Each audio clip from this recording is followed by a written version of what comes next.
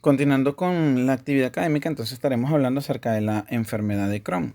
La enfermedad de Crohn es un trastorno inflamatorio crónico transmural de etiología desconocida que puede afectar cualquier segmento del tracto gastrointestinal desde la boca hasta el ano con un carácter discontinuo. En el curso natural de la enfermedad se alternan en forma frecuente brotes de actividad inflamatoria con periodos de remisión y es una patología que tiene una elevada tendencia a la recurrencia incluso después del tratamiento quirúrgico y que va a cursar con manifestaciones clínicas digestivas, extradigestivas y sistémicas.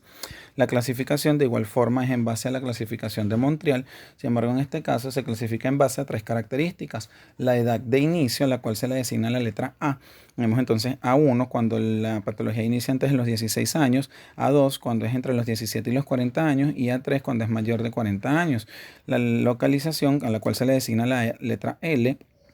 L1 es la localización ilial, el 30% de los casos; L2 la localización colónica, 30% de los casos; y L3 es la localización ileocólica, que es la más frecuente con un 40% del total de los casos. L4 es la localización gastrointestinal alta y esta puede añadirse a cualquiera de las localizaciones del tracto digestivo inferior. El patrón evolutivo está designado con la letra B. Tenemos B1, que es el patrón inflamatorio; B2, que es el patrón obstructivo o fibroestenosante; y B3 es el patrón fistulizante o penetrante. A este también se le añade un modificador, que es la letra P, que corresponde a la afectación perianal.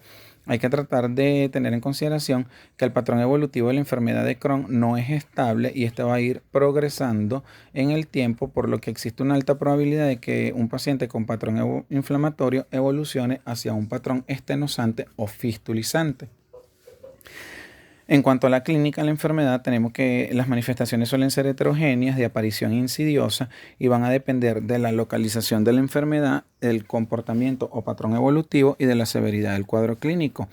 En la manifestación cardinal en la enfermedad de Crohn es el dolor abdominal tipo cólico de intensidad variable, postprandial, generalmente a nivel de fosa ilíaca derecha o periumbilical, aunque puede variar la localización, y este suele estar asociado a otros síntomas como diarrea crónica, generalmente no sanguinolenta, pérdida de peso acentuada, fiebre, puede haber también astenia, anorexia, fatiga, presencia de masa abdominal palpable, generalmente a nivel de fosa ilíaca derecha, que es secundaria al engrosamiento y adherencia del mesenterio y las asas intestinales debido al proceso inflamatorio. En haber síntomas malabsortivos como diarrea por malabsorción, esteatorrea, pérdida de peso, déficit pondoestatural y déficits nutricionales en los casos en los que hay una afectación extensa de intestino delgado. La rectorragia es poco frecuente, sin embargo no es excepcional, y esta suele presentarse en los casos de localización colónica. La enfermedad perianal incluye todas las anomalías anorrectales que están presentes en los pacientes con enfermedad de Crohn. Estas suelen presentarse al inicio del cuadro clínico hasta un 9% de los pacientes, y en algunos casos pueden preceder incluso a las manifestaciones intestinales de la enfermedad. Entre las lesiones asociadas vamos a tener los repliegues cutáneos y las fístulas, que son las dos principales manifestaciones, pero puede haber también fisuras, accesos, erosiones, úlceras, estenosis anal y plicomas. Existen características que van a sugerir enfermedad de Crohn. Entre ellas tenemos multiplicidad de las lesiones, la localización lateral de las fisuras, las úlceras anales o perianales profundas, la estenosis anal, la presencia de múltiples orificios fistulosos y la escasa sintomatología a pesar de un aspecto macroscópico muy llamativo. Los síntomas generalmente asociados a la enfermedad perianal incluyen proctalgia, tenesmo rectal y prurito. Menos de un 5% de los pacientes van a presentar síntomas digestivos altos como epigastralgia, náuseas, vómitos, sensación de llenura o saciedad precoz.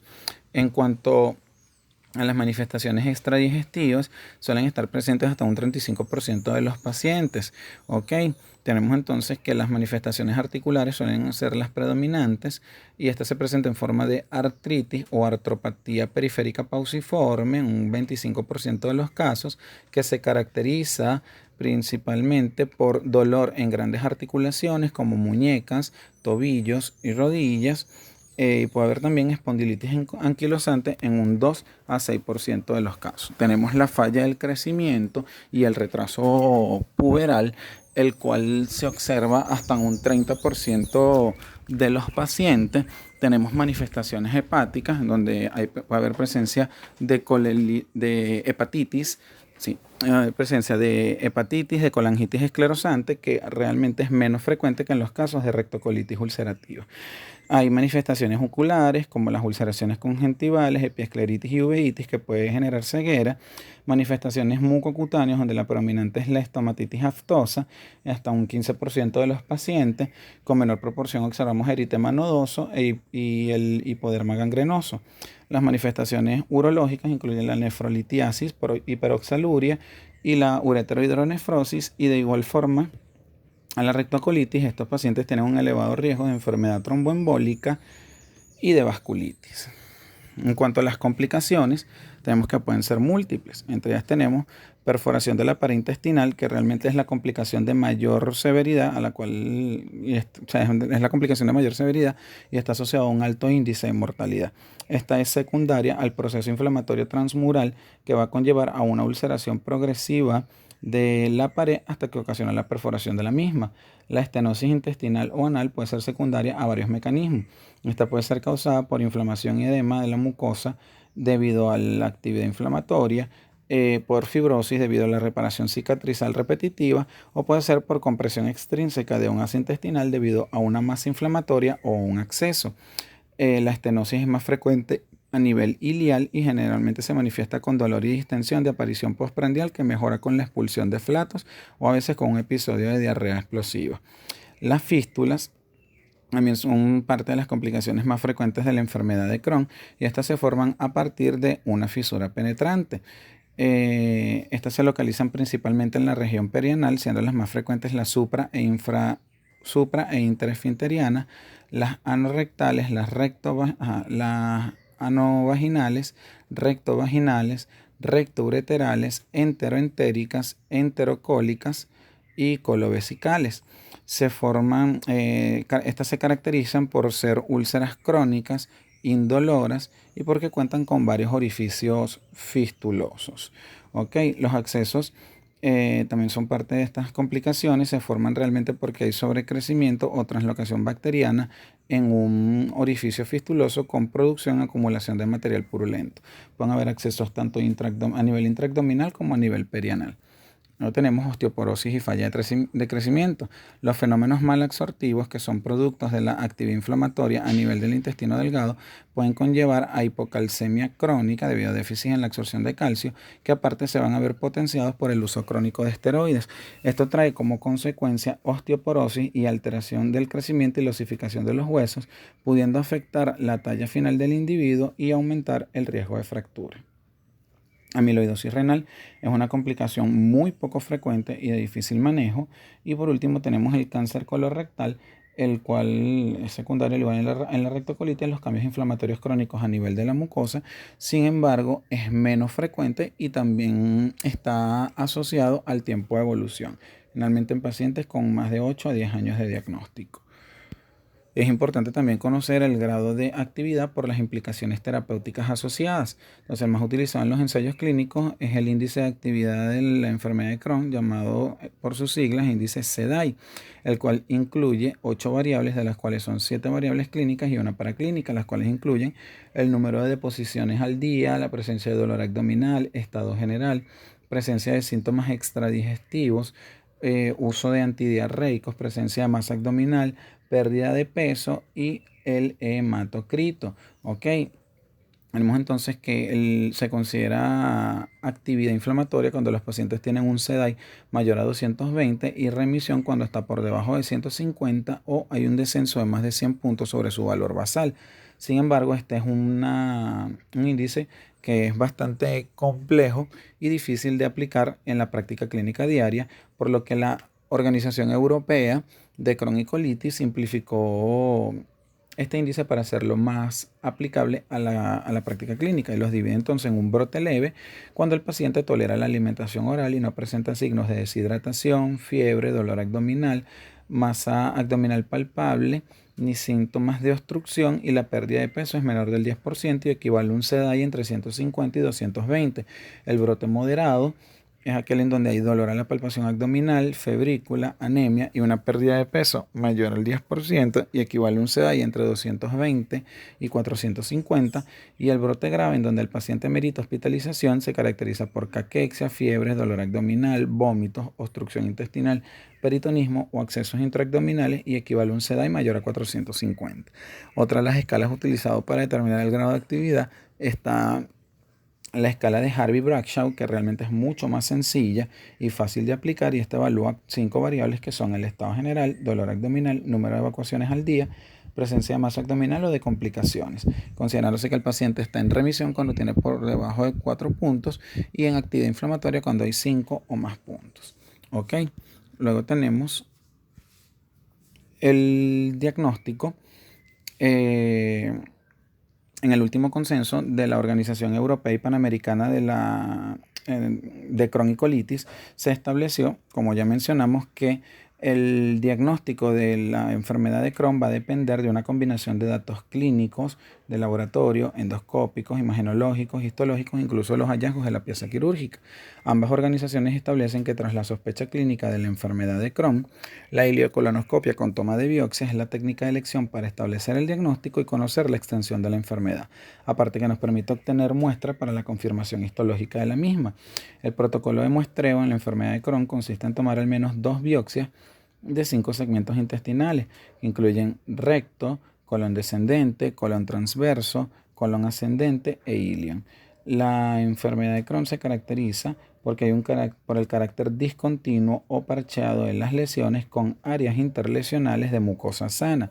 Y entre los hallazgos endoscópicos de mayor frecuencia tenemos entonces el aspecto en empedrado, las úlceras lineales profundas, úlceras aftoides de bordes sobrelevados y tumefactos y las múltiples zonas de estenosis o presencia de múltiples trayectos fistulosos.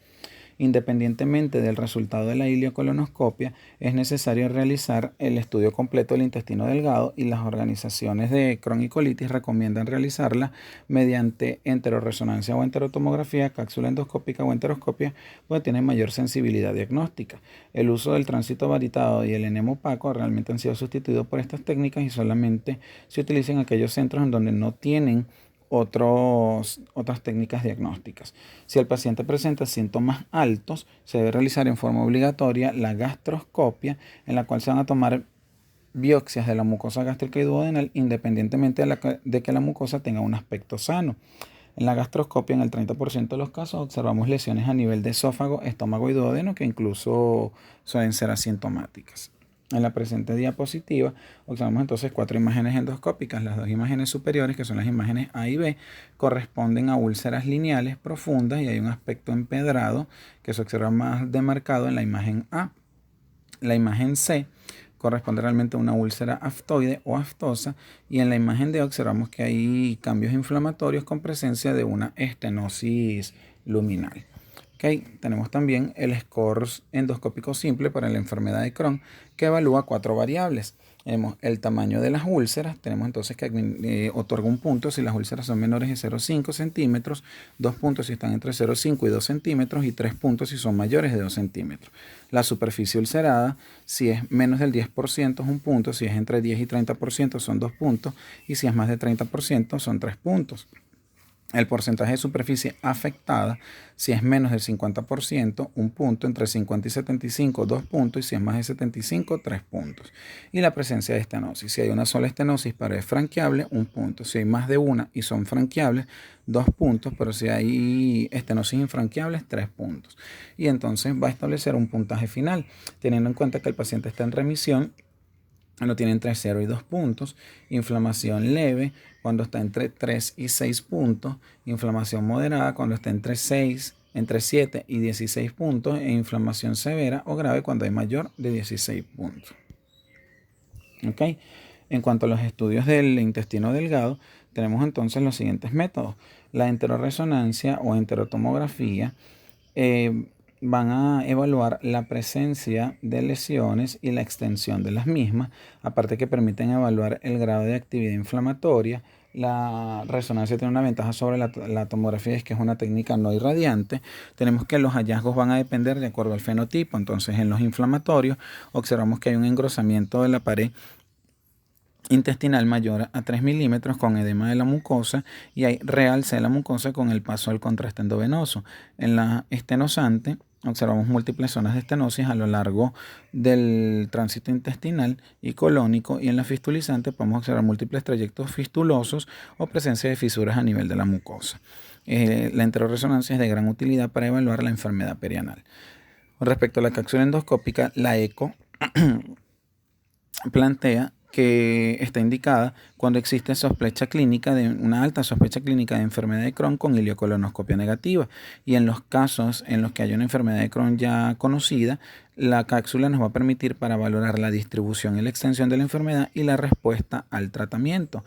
Esta no se puede utilizar en los casos de obstrucción intestinal debido a que hay un alto riesgo de impactación de la cápsula y es una técnica costosa y poco disponible en los centros clínicos. En cuanto a la enteroscopia, podemos utilizarla como método de diagnóstico inicial en los casos en los que también exista sospecha clínica y existan otras técnicas de imagen con resultado negativo. Sin embargo, esta tiende a realizarse posterior a la evaluación con cápsula endoscópica. La enteroscopia nos permite evaluar lesiones atípicas, tomar biopsias y realizar procedimientos terapéuticos. La presente diapositiva, observamos entonces a mano a la izquierda dos imágenes de cápsula endoscópica donde podemos observar la presencia de úlceras lineales cubiertas por fibrina en toda la circunferencia de la luz del ilion. En la imagen central observamos dos imágenes de enterotomografía, pudiendo observar en la imagen superior señalada por la flecha roja que hay un engrosamiento de la pared intestinal mayor a 3 milímetros con realce de lo mismo debido a la administración del contraste, y señalado por las flechas negras observamos el signo del peine, que consiste realmente que hay una hiperdensidad o una mayor visualización de los vasos mesentéricos debido a que hay un aumento de la vascularización por el proceso inflamatorio. En la imagen inferior observamos entonces la presencia de una estenosis a nivel de ilion distal. En la imagen a la derecha observamos dos imágenes de enteroresonancia donde lo característico está señalado por las cabezas de flechas, que observamos entonces varias zonas de estenosis durante el tránsito intestinal. Aquí ponemos una imagen de un tránsito intestinal varietado. Observamos entonces a la izquierda el patrón en empedrado característico y a la derecha podemos observar el signo de la cuerda, que es indicativo de que hay una estenosis intestinal extensa. En cuanto al diagnóstico, por medio de los laboratorios, al igual como habíamos mencionado en la rectocolitis ulcerativa, las alteraciones en laboratorio son inespecíficas y son más útiles para poder establecer o valorar el grado de actividad inflamatoria. Tenemos entonces que en este caso, a nivel de la hematología completa, podemos observar anemia ferropénica o megaloblástica y la presencia igual de trombocitosis. Hay elevación de los reactantes de fase aguda, tanto de BCG como de proteína C reactiva. La proteína C reactiva es uno de los predictores o marcadores más importantes de actividad inflamatoria y es mucho más sensible para el estudio y el seguimiento de la enfermedad de Crohn. Va a servir para monitorizar a pacientes sintomáticos y asintomáticos para determinar si hay o no remisión de la actividad inflamatoria, y se recomienda realizar a todos los pacientes al momento en el que se le realiza el diagnóstico, y se debe realizar cada 4 semanas en aquellos pacientes que se encuentran en un brote de actividad inflamatoria que están recibiendo tratamiento médico y en los pacientes que tienen un patrón evolutivo fistulizante. Es importante también solicitar el perfil ferrocinético en vista de que a pesar de que la anemia ferropénica es la de mayor frecuencia, donde vamos a observar generalmente que hay índices hematimétricos en la hematología que indican microcitosis e hipocromía, vamos a observar entonces en estos casos una ferritina disminuida y una saturación, un porcentaje de saturación que va a estar disminuido. Podemos observar también anemia megaloblástica por un déficit en la absorción de vitamina B12 y ácido fólico. Sin embargo, en el perfil ferrocinético lo que tiene mayor relevancia es la ferritina, en vista que esta puede actuar como un marcador de actividad inflamatoria. Entonces, en aquellos casos en donde haya anemia asociado a ferritina elevada y porcentaje de saturación de transferrina disminuido, son indicativos de actividad inflamatoria y debemos corroborarlos con otros marcadores inflamatorios. De igual forma, solicitar electrolitos séricos, donde podemos observar hipocalemia, hiponatremia e hipocalcemia, hipoalbuminemia, Es secundaria la exudación de proteínas por las lesiones ulcerosas. De igual forma, solicitar los estudios fecales para descartar posibles causas infecciosas de los síntomas subyacentes. Los marcadores inflamatorios, de igual manera, la calprotectina fecal, dado que nos va a permitir entonces distinguir si el paciente se encuentra en estado de remisión o de actividad inflamatoria, va a predecir la respuesta clínica y endoscópica al tratamiento y predecir el riesgo de recidiva. Entonces nos va a permitir realizar modificaciones del tratamiento. Y los biomarcadores. En este caso tenemos que la enfermedad de Crohn se caracteriza porque en un 70-80% de los casos es positivo para los anticuerpos anti-Saccharomyces cerevisiae. En el 50% de los casos hay anticuerpos antiporina de Escherichia coli, mientras que los ANCA-P son menos frecuentes y solamente están presentes en un 5% de los pacientes. En cuanto a las características histológicas, tenemos que, para establecer el diagnóstico debe haber irregularidad críptica focal en forma discontinua, inflamación crónica transmural focal en forma discontinua, granulomas epitelioides no caseificantes, que son las manifestaciones histológicas más sugestivas de enfermedad de Crohn, y la irregularidad de la arquitectura vellosa del ilion. En cuanto al diagnóstico diferencial, tenemos la colitis e ileitis infecciosa como tuberculosis intestinal, que es el principal diagnóstico diferencial, la infección por Yersinia, Salmonella, Shigella, Stamoebis histolítica, Clostridium difficile y citomegalovirus. Ileitis por reflujo, enteropatía por AINES, enteritis actínica, vasculitis o lupus y neoplasias como los adenocarcinomas, linfomas y la endometriosis. En cuanto al tratamiento, este debe ser individualizado y va a depender de múltiples factores, entre los que destacan la localización, la gravedad, el patrón evolutivo, la respuesta previa al tratamiento y la presencia o no de complicaciones. Los objetivos del tratamiento incluyen inducir y mantener el estado de remisión, lograr el estado de remisión profunda y libre de esteroides, prevenir recurrencia y complicaciones, mejorar la calidad de vida del paciente y mantener un estado nutricional adecuado. Es imprescindible como una medida general de tratamiento el abandono del hábito tabáquico, ya que este disminuye la respuesta terapéutica y la probabilidad de alcanzar y mantener la remisión. Es importante en los pacientes con enfermedad de Crohn realizar una adecuada estratificación de riesgo para poder entonces determinar las medidas terapéuticas. La Asociación Americana de Gastroenterología los divide en dos grupos. Bajo riesgo a los pacientes que tienen las siguientes características: pacientes que fueron diagnosticados después de los 30 años con compromiso anatómico limitado, con presencia de úlceras superficiales en la mucosa, sin enfermedad perianal o rectal severa, sin cirugías previas y sin fenotipos estenosantes o fistulizantes. Y alto riesgo son aquellos pacientes que fueron diagnosticados después de los 30 años con compromiso anatómico extenso, presencia de úlceras profundas a nivel de la mucosa, enfermedad perianal o rectal severa, cirugías previas y fenotipos estenosantes o fistulizantes. En los pacientes de alto riesgo se recomienda el uso precoz de los tratamientos biológicos y se recomienda también la terapia combinada sobre la monoterapia. Entonces, acá tenemos el algoritmo propuesto por la Asociación Americana de Gastroenterología para el tratamiento de la enfermedad de Crohn considerado de bajo riesgo. Entonces, una vez que hayamos realizado una evaluación completa con ileocolonoscopia y estudios de intestino delgado y hayamos descartado los hallazgos de alto riesgo y confirmado entonces que es un paciente de bajo riesgo, tenemos entonces que observar si fue una detección incidental y el paciente se encuentra asintomático, pues no iniciamos terapia farmacológica y debemos entonces hacer seguimiento adecuado del paciente. Ahora, en aquellos pacientes que se encuentran sintomáticos, debemos iniciar el tratamiento farmacológico, en este caso iniciar el tratamiento de inducción. Entonces, en este caso va a depender en los casos de brotes leves a moderados, va a depender realmente de la localización. Tenemos que en los casos de una enfermedad de Crohn ilial o iliocecal, el brote leve, el tratamiento de elección van a ser los esteroides de acción local como la budesonida a dosis de 9 miligramos día. Mientras que en los brotes moderados podemos utilizar la pauta de tratamiento con budesonida. Sin embargo, si después de 2 semanas de tratamiento no hay respuesta, debemos iniciar entonces esteroides sistémicos por vía oral tipo prednisona a 1 miligramo kilogramo día o prednisolona a 0,75 miligramos por kilogramo día.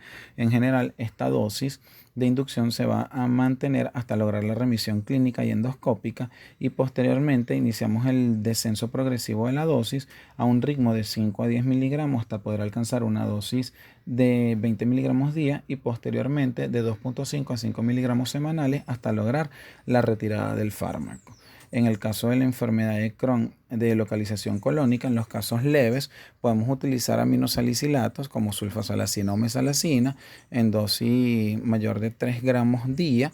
Y en los casos moderados se recomienda tratar a estos pacientes de igual forma con esteroides sistémicos por vía oral, en este caso prednisona, 1 miligramo por kilogramo peso día.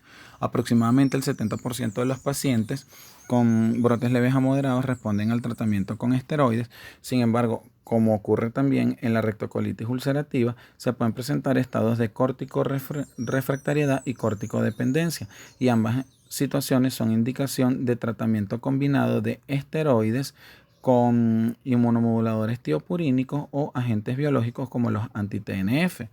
Entonces, si se logra la remisión posterior a la terapia de inducción, no es necesario, especialmente en los brotes leves, instaurar una terapia de mantenimiento, aunque algunas bibliografías plantean que se puede mantener el uso de sulfasalacina en los casos de la enfermedad de Crohn de localización colónica, y en estos casos debemos entonces hacer un adecuado seguimiento del paciente que incluya evaluación periódica tanto de la clínica, alteraciones de laboratorio, principalmente los marcadores inflamatorios como la proteína C reactiva y calprotectina focal, y endoscopia que se debe realizar cada 6 meses en el primer año y luego anual o cada 2 años para evaluar en forma continua que no hay progresión de la enfermedad o que no hay datos que sugieran una enfermedad de alto riesgo. Cuando el paciente no tiene remisión al tratamiento, primero hay que descartar que no haya algún proceso infeccioso concomitante, como la presencia de un acceso intraabdominal o perianal, o una sobreinfección ya sea bacteriana o viral a nivel intestinal, e incluso descartar que no exista un cabalgamiento con otras patologías funcionales como el síndrome de intestino irritable, en donde podemos observar que haber mejoría endoscópica, incluso histológica, pero no hay mejoría sintomática. Si logramos descartar esto, entonces podemos decir que el brote ha sido refractario y debemos tratarlo como un brote grave y clasificarlo como un paciente de alto riesgo. Tenemos ahora el algoritmo propuesto para los pacientes con enfermedad grave y de alto riesgo. Entonces, los pacientes con enfermedad grave ameritan hospitalización, y en ellos el tratamiento de elección van a ser los esteroides sistémicos por vía endovenosa tipo metilprednisolona o prednisona, dosis de 1 miligramo por kilogramo peso día.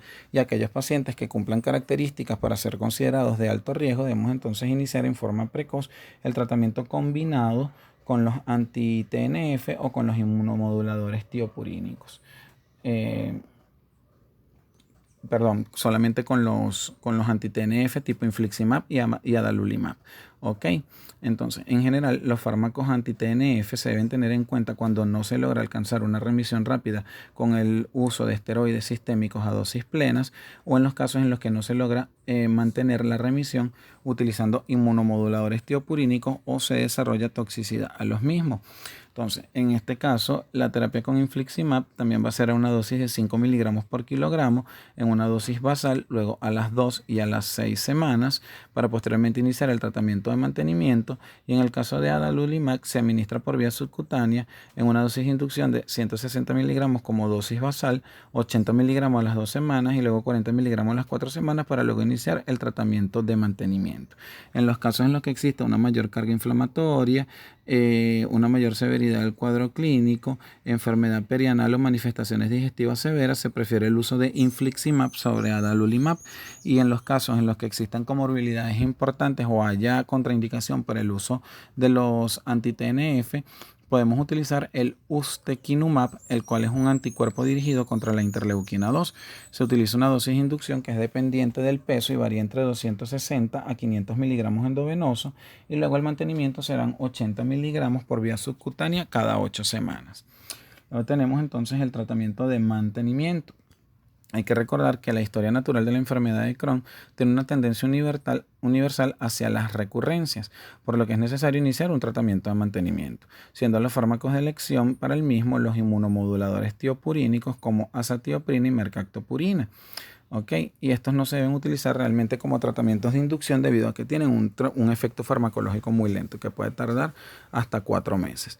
Los inmunomoduladores tiopurínicos van a permitir lograr uno de los objetivos más importantes del tratamiento de la enfermedad de Crohn, que es lograr la remisión libre de esteroides. Entonces, una vez que se logra la remisión utilizando esteroides sistémicos, debemos entonces iniciar la dosis descendente de esteroides y asociar el tratamiento con tiopurinas, ya sea azatioprina en dosis de 2 a 2.5 miligramos día o mercaptopurina de 1 a 1.5 miligramos kilogramo día. Estos fármacos se van a mantener en forma indefinida salvo en dos situaciones: cuando se logra la remisión profunda y sostenida en el tiempo, o cuando hay una inactividad prolongada mayor de 2 años y hay terapia combinada con anti-TNF. Se debe realizar siempre que se realice tratamiento prolongado con tiopurinas, controles cada 2 a 3 meses de hematología y funcionalismo hepático para descarte de toxicidad sistémica. Y en los casos en los que se presente intolerancia o recidiva, entonces debemos continuar el tratamiento con metotrexate. El metotrexate es un antimetabolito que es de segunda línea en la remisión de la enfermedad, y este se utiliza en una dosis inicial de 25 miligramos por vía intramuscular semanal y luego una dosis de mantenimiento de 15 miligramos semanales. En los casos en los que se haya alcanzado la remisión con agentes biológicos, es decir, con los anti-TNF, se recomienda continuar con los mismos el tratamiento de mantenimiento. El infliximab se realizarán ciclos de 5 miligramos por kilogramo peso por vía endovenosa cada 8 semanas, mientras que el adalimumab se administrará en una dosis de 40 miligramos por vía subcutánea cada 2 semanas. Ahora tenemos lo que es el manejo de la enfermedad perianal, que también es bastante complejo. Entonces, inicialmente hay que hacer una adecuada valoración del área, siendo de elección la exploración anorrectal bajo anestesia, y esta puede ser complementada con técnicas de imagen como resonancia con gadolinio, ecografía endorrectal y rectosigmoidoscopia. Y en base a los hallazgos poder dividirla entonces en una enfermedad perianal simple y compleja, y es importante determinar si hay presencia o no de actividad inflamatoria, porque hay que hacer tratamiento específico del mismo, del brote de actividad. Entonces, en la enfermedad perianal simple, tenemos que si hay presencia de abscesos, se recomienda el drenaje del mismo guiado por ecografía por ecografía o tomografía, e iniciar el tratamiento antibiótico coadyuvante, que puede ser con cefalosporinas de tercera generación tipo cefotaxima o ceftriaxone en dosis de 1 o 2 gramos cada 8 o cada 12 horas, asociado a metronidazol 500 miligramos cada 8 horas durante 10 a 14 días. En los casos en que hayan fístulas no complejas, que son las características de la enfermedad simple, debemos para el tratamiento evaluar si hay o no actividad inflamatoria asociada. Si hay una proctitis asociada, se recomienda iniciar tratamiento esteroideo para tratar la actividad inflamatoria, y para el tratamiento de la fístula podemos utilizar sedales no cortantes y antibiótico-terapia prolongada de metronidazol y ciprofloxacina por aproximadamente un mes. En los casos en los que no haya proctitis asociada, podemos hacer directamente la fistulotomía. ¿Ok? En los casos de la enfermedad compleja, de igual forma se recomienda realizar el drenaje de los abscesos con la antibiótico-terapia coadyuvante, evaluar la posibilidad de una dilatación programada en los casos de estenosis anales, realizar la colocación del sedal flojo no cortante con antibiótico-terapia prolongada en el tratamiento de las fístulas, y tratar la actividad en caso de estar presente. En este caso se recomienda el uso de esteroides sistémicos por vía oral, asociado ya sea a un anti-TNF o a azatioprina o mercaptopurina. Si observamos que hay falla del tratamiento posterior a 2 ciclos, se recomienda entonces realizar la resección rectal con colostomía o ileostomía, como dijimos, siempre y cuando no exista una actividad inflamatoria severa. Por último, tenemos las indicaciones de tratamiento quirúrgico, que se dividen entonces en urgentes y electivas. Entonces, las indicaciones de urgencia o emergencia incluyen brote grave refractario a tratamiento médico, incluidos los anti-TNF, sepsis secundarios a accesos intraabdominal, obstrucción intestinal debido a una estenosis, perforación libre de la pared intestinal, megacolon tóxico y hemorragia masiva, que son menos frecuentes en la enfermedad de Crohn. Las indicaciones electivas incluyen enfermedad localizada, enfermedad refractaria a pesar de tratamiento con anti-TNF, brotes agudos graves y recurrentes a pesar de tratamiento de mantenimiento adecuado, manifestaciones extraintestinales severas que son refractarias a tratamiento médico, presencia de displasia y retraso del crecimiento en niños o menores de 16 años. El tratamiento endoscópico está indicado en los casos de estenosis intestinales accesibles, cortas, menores de 4 centímetros, a nivel de colon, ilion o neoilion, e incluso a nivel de píloro o a nivel anal, que se encuentran sintomáticas y sin actividad inflamatoria importante. Debemos hacer entonces dilataciones endoscópicas programadas. ¿Ok? Por último, tenemos entonces los criterios de remisión. Consideramos que hay una remisión profunda de la enfermedad cuando hay mejoría o desaparición total de los síntomas, curación de todas las lesiones de la mucosa teniendo un puntaje menor a 2 en el índice endoscópico de la enfermedad de Crohn, normalización de los marcadores inflamatorios y que hay una regularización de los valores especialmente de proteína C reactiva y calprotectina fecal, y que hay desaparición de los granulomas epitelioides no calcificantes y del proceso inflamatorio transmural a nivel histológico. Para finalizar, tenemos entonces una tabla resumen sobre las características clínicas, serológicas e histológicas que van a diferenciar a la colitis ulcerativa de la enfermedad de Crohn. Acá la bibliografía utilizada. Muchísimas gracias.